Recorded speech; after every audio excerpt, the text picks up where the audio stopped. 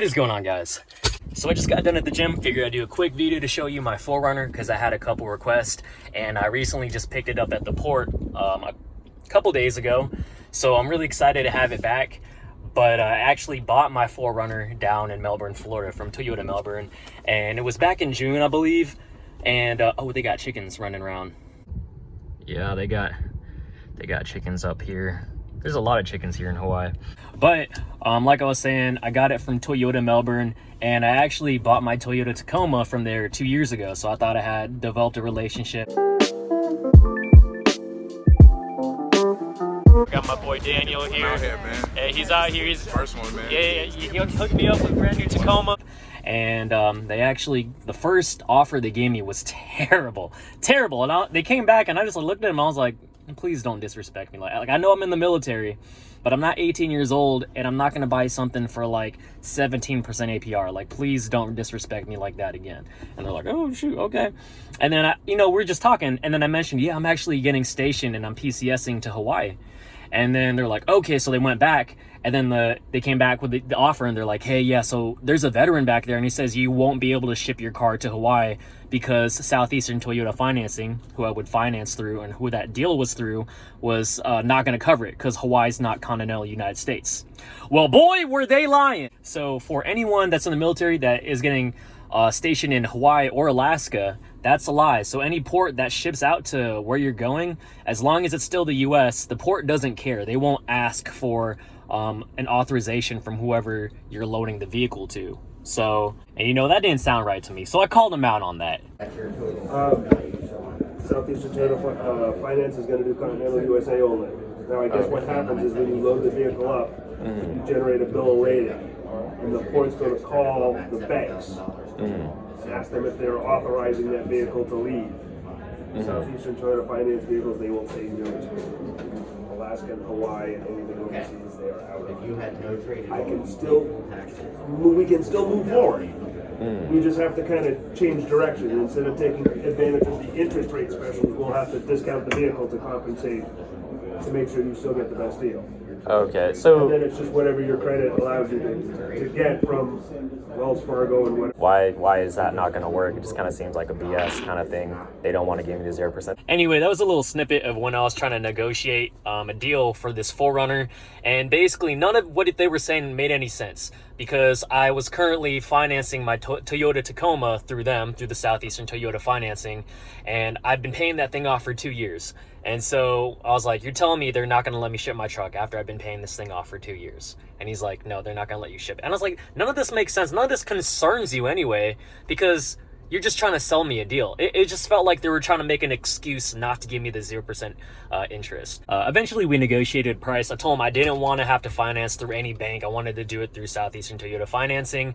And then they took into account that I was upside down on my truck because my truck wasn't worth off how much I paid off. So in general, I got the deal that I wanted, but it wasn't the 0%. I think I got it with about 2.48% APR. So still a decent deal. And for a 4Runner with a Venture trim for 2020, I got a pretty decent deal. So, at least we could agree on that. But enough of my sob story. Let's get into the truck.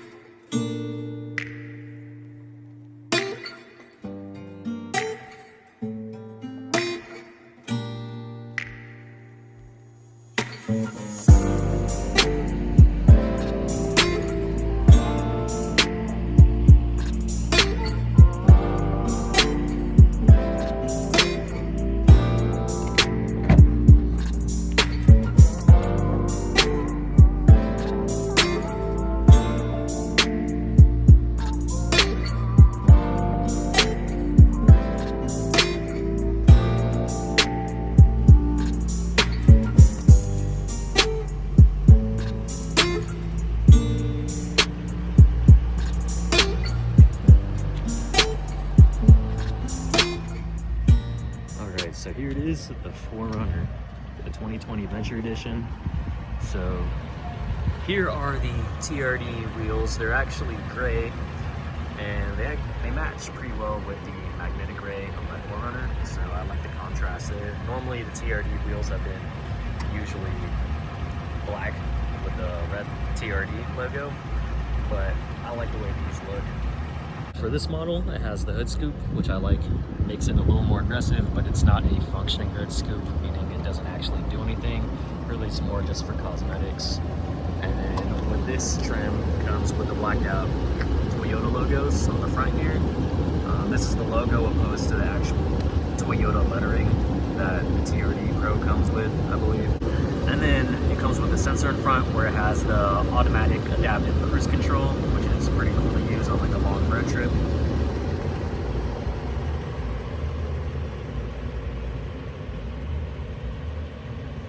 Alright, so the back you can see it has the 4Runner and the Toyota logo, and they're both blacked out, just like the rest of the vehicle. And then if you open the trunk, you can see it's pretty spacious back here. So the Venture Edition comes with all-weather floor mats and the trunk included. Got some water right there. And then you have a power outlet that you can use back here. A lot of space, and then on the side, you can put some storage. I got some beer back here. No, I'm just kidding. It's a Starbucks cold brew. So that's coffee. But yeah, there's a lot of space back here. Up here is the Yakima roof rack. I actually haven't used it yet, so I'm not exactly sure what I can put on here, but being down here in Hawaii, I want to be able to get a kayak, and I'm not sure if these are made for kayaks, so I'll just have to do a little more research on that. Down here, you can see the handles are glossy black. It comes with the black trim, so it matches.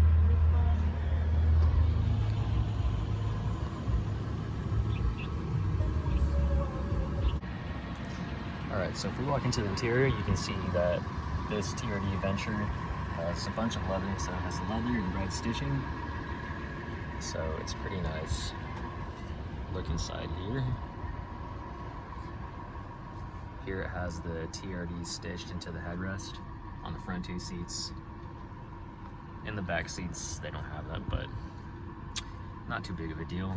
And then if you look inside the cabin, you'll notice that the red stitching is pretty much everywhere.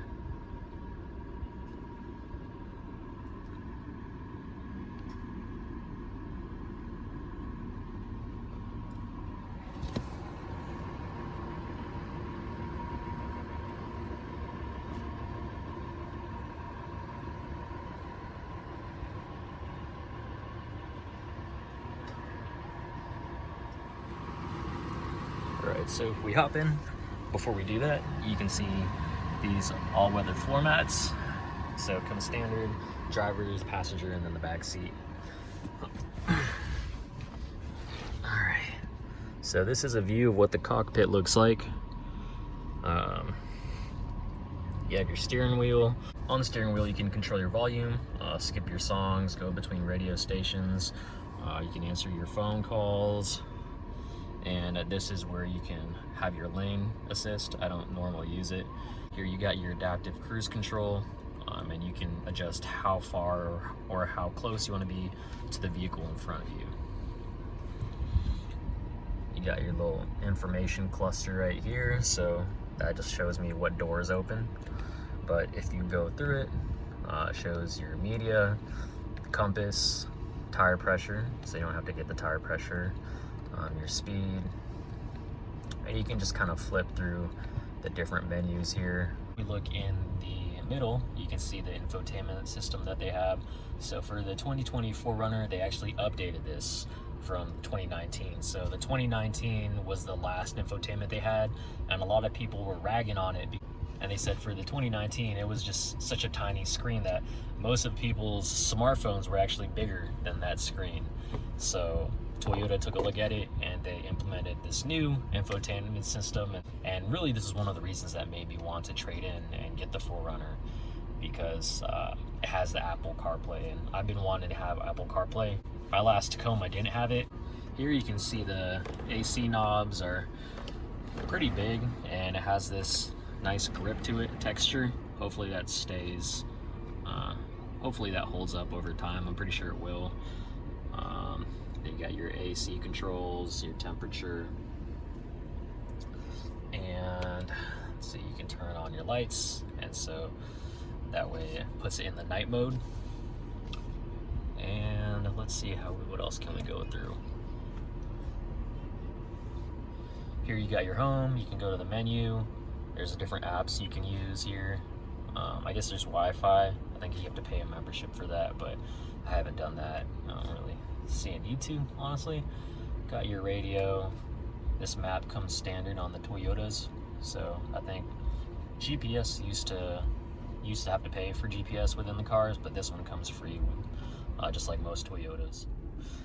And down here you can put your vehicle in a 4-wheel drive. You got 4 high, 4 low. Haven't had to use that here yet. And then your shift knob. This is what you use to control your power rear window. This also comes with heated seats, so you can adjust how hot you want your seat or how warm. Unfortunately, there aren't any cooling seats on this, but that's all right.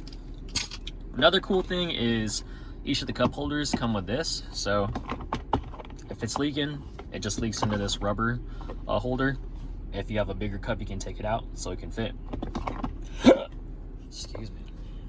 Another nice thing is this center console, so it's pretty spacious. I got this from Amazon, so it's a little tray that you can organize if you want everything. I think it's worth it. I can put that in the link below. And then here you can see that this is pretty deep, actually, so whatever you need to put in here. And it's pretty deep, so you can basically put whatever you need in there. Over on the front passenger side, you have your glove compartment, and then this is kind of this aluminum brushed material, dark gray, and I think that's a really cool touch. I'd rather see this more than the gloss black because you can get your fingerprints on there. But yep, inside we got the glove compartment and all that.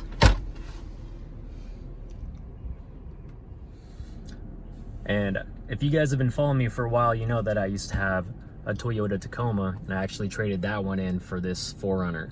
So I can definitely tell you this 4Runner has a lot more room than the Tacoma. And let me just go in the back so you guys can see what it looks like as a passenger. So I'm hopping in the back seat, and yeah, there's definitely more than enough space back here. So this could comfortably fit, 5 grown adults. For the Tacoma, I definitely would say you don't want more than 4 grown adults in there, and that's just kind of pushing it. I'm 5'6", so I'm not very tall, but I'm basically the average height for a Filipino male. And I have a lot of room here, and this is with the driver's seat kind of scooted back. So I mean, there's a lot of room, and you can kind of stretch out your legs. Even for a tall person, you should have enough ample room in here. And your back passengers will enjoy that they have their own AC vent back here, so they can utilize those. And then you got their own USB ports, because you always got your friends that are complaining about, hey man, you got USB.